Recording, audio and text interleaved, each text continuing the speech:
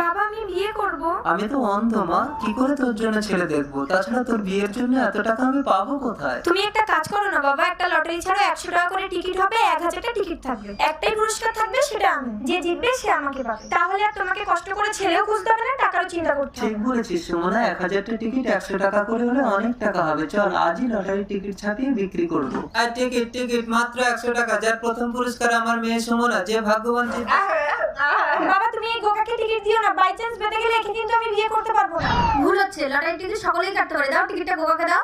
আরে আরে তুই চিন্তা করিস না মা, দেখবি গোগার লটারিতে তুই বাদবি না। এত সুন্দর একটা মেয়েকে লটারিতে লাগিয়েছে, এই নিন আমি টাকা দিচ্ছি, সমস্ত লটারির টিকিট আমাকে দিন।